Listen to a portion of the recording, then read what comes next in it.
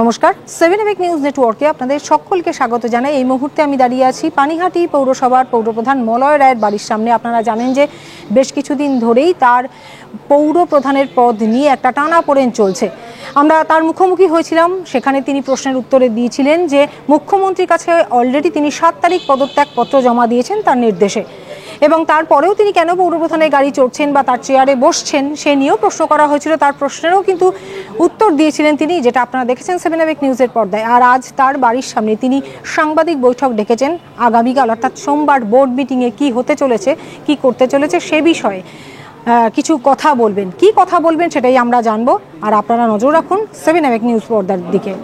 কেন এই সাংবাদিক সম্মেলন, আর আগামীকাল তো আপনি মিটিং ডেকেছেন মহকুমা শাসকের অনুমতিতে। আমি দু তিনটে কথা বলবো। আপনারা গতকালে অনেকেই আমার বাড়িতে সকালবেলা এসেছিলেন, কিন্তু আমি ছিলাম না, আমি মেডিকেল হাসপাতালে গিয়েছিলাম। আজকেও সকালবেলা অনেকে এসছেন, আমার শরীর খারাপ ছিল, অ্যাটেন্ড করতে পারিনি। তারপর আমি আপনাদেরকে ডেকেছি বিকালবেলায়, একটু আপনাদের সঙ্গে কথাবার্তা বলবো। মূল ব্যাপার হলো, যেটা নিয়ে সবার মধ্যেই একটা প্রশ্ন আসছে, যে এই পদত্যাগ তো আমাকে মুখ্যমন্ত্রী করতে বলেছেন, আপনারা সবাই জানেন। মুখ্যমন্ত্রী পদত্যাগ করতে বলা মানে আমাকে পদত্যাগ করতে হবে, কারণ এটা দলের নর্মস, পার্টির নর্মস। আমি দলটা করি 98 থেকে মমতা ব্যানার্জির পার্টির জন্ম থেকে ওনার সঙ্গে ছিলাম, আজও আছি, কালও থাকবো। ঠিক এই মুহূর্তে ওনার রিকোয়েস্টকে ফেলা খুবই অসুবিধে, এবং আমি যখন আমাকে বলেছেন, তারপরে আমাকে সবাই জানেন পৌরমন্ত্রী ডেকেছিলেন, এবং 12 তারিখ উনি আমাকে ডেকে যখন কথাবার্তা বলেন, আমি সেখানে পদত্যাগপত্র তুলে দিই, যদিও সেটা অফিসিয়াল নয়। পরের দিন সেই পদত্যাগপত্র এসডিওর কাছে যায়, এসডিও সেই কপি সঙ্গে সঙ্গেই পানিহাটি পৌরসভায় পাঠায়, এবং তার কপি পাঠায় ডিএমের কাছে। আমাদের যিনি এক্সিকিউটিভ অফিসার আছেন তিনি সঙ্গে সঙ্গে আমাকে চিঠিটা দেন, এবং সেটা রেজিগনেশন লেটার হিসাবেই বলেন এটা বিএম অ্যাক্টের একটা এমন ধারা আছে, যে ধারায় বোর্ডে মিটিং ডেকে পাস করাতে হবে। সেই মতো আমি মিটিং আগামীকাল ডেকেছি, এবং আগামীকাল উইদাউট এনি ভোট ওটাকে এমনি পাস হবে, যেহেতু এজেন্ডা একটাই, রেজিগনেশনটাকে অ্যাকসেপ্ট করার জন্যই এই মিটিংটাকে ডাকা। যার জন্যে আপনাদের মাধ্যম দিয়ে সমগ্র মানুষকে আমার এটুকুনি জানানোর প্রশ্ন, যে মুখ্যমন্ত্রীর আদেশকে আমি মাথায় তুলে নিয়ে আমি পদত্যাগ করেছি, এবং উনি যে ধার্য করবেন, যে দায়িত্ব দেবেন দলের কাজের জন্য, যদি দেন নিশ্চয়ই করব। এবং আগামী দিনে কাউকে যদি উনি যখন নিশ্চয়ই কাউকে পৌরসভার চেয়ারম্যান হিসাবে নিযুক্ত করবেন, তিনি যদি কোনো সহযোগিতা চান, আমি সম্পূর্ণভাবে সহযোগিতা করব। এই কথাটুকু বলবার জন্যই আপনাদের ডাকা। কোনো প্রশ্ন আমাকে করবেন না, আর উত্তর কিছু নেই। কালকে একই প্রশ্ন থাকবে, একই উত্তর থাকবে। ভোটাভুটি হচ্ছে না, ভোটাভুটি হওয়ার কোনো জায়গাই নেই। আমি আপনাদের দেখিয়ে দিচ্ছি, যেটা সুবিধা হবে আপনাদের সবারই। এই দেখুন, মিটিংটা আমি ডেকেছি, ডেকে এজেন্ডা দিয়েছি। একটা এজেন্ডা আছে, to consider the resignation letter of Shri Malay Roy from the office of the chairman. একটা এজেন্ডা আছে, মিটিংটা আমি ডেকেছি কালকে 17 তারিখ বেলা 12টা। জাস্ট এইটাই অ্যাকসেপ্ট হবে, অবশ্যই দেবো।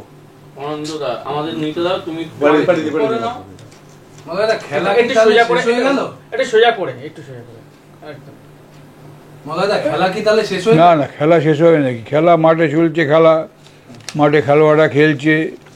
ওই দেখুন আমার ঘরের পাশে ক্রিকেট উইকেট রয়েছে, খেলা হবে, চলবে না কেন? খেলা কারণ জানতে চাইবেন না আপনি, যেরকম বিনা কারণে আপনি পদত্যাগ করলেন, কারণটা তো এই প্রশ্নের উত্তরটা আপনি জানতে চাইবেন না কোথাও? আমি একটা প্রশ্ন শুনেছিলাম, অমরাবতী মাঠ নিয়ে প্রশ্ন। আমি আমার মাননীয় মন্ত্রীকে প্রশ্ন করেছিলাম, উনি আমাকে ক্লিন চিট দিয়েছেন। উনি বলছেন না, এসব কোনো ব্যাপারই না, তুমি এটাকে অ্যাকসেপ্ট করো। তোমার বিরুদ্ধে কোনো রকম এলিগেশন আমাদের কারো কাছে নেই। আর একটা অভিযোগ এটাই আমার কাছে 125 বছরের টাকা তোলার অভিযোগ, ওটা একটু কোনো বাইনার সেটা ব্যাপার, আপনি বলেছিলেন কি মন্ত্রীকে? এটা একদম সব যে কেউ মন্ত্রী এটা জানেন, বিক্রি করছে? মুখ্যমন্ত্রী জানেন, সবাই জানেন। এটা তো আপনারা ক্লিয়ার ব্যাপার, একটা প্রোগ্রাম করতে গেলে টাকার দরকার হয় এবং সেই টাকা তো আর মিউনিসিপ্যালিটি ফান্ড বা সরকারি ফান্ড থেকে ব্যবহার করা যায় না সব সময়, কিছু আর্থিক সহযোগিতা হেল্প নিতেই হয়, আমরা সেটা দিতে গিয়েছিলাম। তাহলে আপনি যে বলছেন অবস্থা- দল আপনাকে ক্লিন চিট দিয়েছে এই ব্যাপারে, অমরাবতী ইস্যুতে দল ক্লিন চিট দিয়েছে, তাই তো? একদম, তাহলে এটা তাহলে এটা তো দোষী আপনারা কে? দেখেছেন, ওইটা আমাদের ববি সাহেব নিজে ওপেন ডিক্লেয়ার করেছে, এতে কোনো আর না লুকোচুরি বলে নেই। না, দোষী কে তাহলে এই যে মাঠ নিয়ে যে একটা তৈরি- এটা আমি বলতে পারবো না, এটা ছেড়ে দিন, এটা প্রশ্নের উত্তর আমার কাছে নেই। চেয়ারম্যান মনোনীত করবেন তাকে কি আপনি সমর্থন করবেন? অবশ্যই, যদি দল নিশ্চয়ই বলে সমর্থন করবো, যদি সেই সহযোগিতা চাই নিশ্চয়ই সহযোগিতা করবো। কেন আপনি তো সহযোগিতা পাননি, আপনি তো 22 সাল থেকে সহযোগিতা পাননি। না না না, এটা আমি বললে দলকে ভুল হবে। জানিয়েছি, আমি চালালাম কি করে? আমি 3 বছর চেয়ারম্যানশিপ চালালাম কি করে? সহযোগিতা মানুষের না পেলে কি করে ভোট চালালাম? তাহলে কি হবে? ভোটাভুটি তো হবে। এই যে আপনাদের বলে দিলাম, এজেন্ডাও বলে দিলাম, কত বলে দিলাম, সবই বলে দিলাম, কি হবে?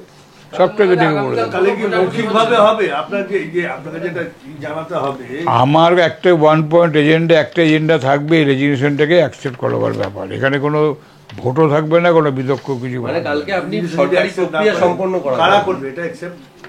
ভোট করবে, বোর্ডের মেম্বার যারা, কাউন্সিলর যারা, তারা করবে। সেখানেও তো কারোর অংশগ্রহণ থাকতে হবে, যদি বেশি অংশগ্রহণ যদি অ্যাকসেপ্টেড যদি না করে না না, করতে হবে। একটা তো আমার এজেন্ডাকে তো মানতেই হবে।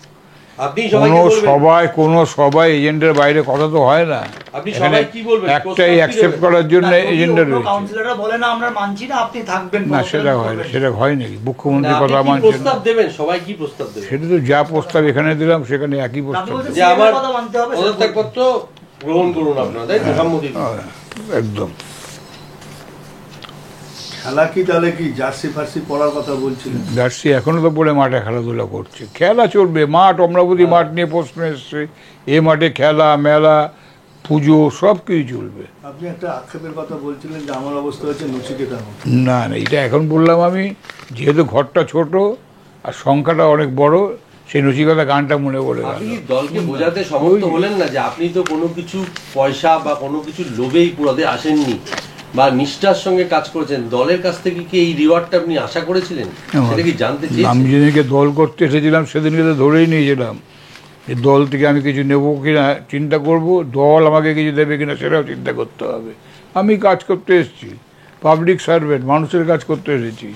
এখানে কিছু পাওনা দেওয়ার ব্যাপার তো কিছু কি নেই, দায়িত্বের আশ্বাস দেওয়া হয়েছে আপনাকে? কি দায়িত্ব? কোনো দায়িত্ব কিচ্ছু নেই।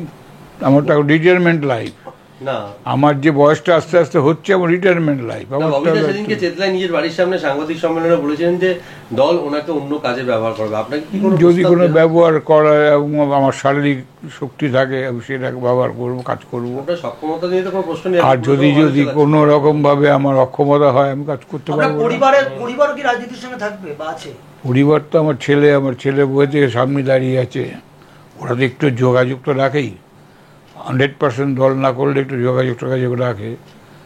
এখন ওদের মানসিকতা কি হবে, ওদের বাইরে তো আমি চলতে পারবো না, ওদের মত নিয়ে আমাকে চলতে হবে। তাকাই যাক, ওদের ফ্যামিলি ম্যাটার্স, ফ্যামিলিতে আলোচনা করে নেবো। এতদিন ধরে নিষ্ঠা পড়ে তৃণমূল করলেন, দলের কাছে এই প্রাপ্তি আপনার কি?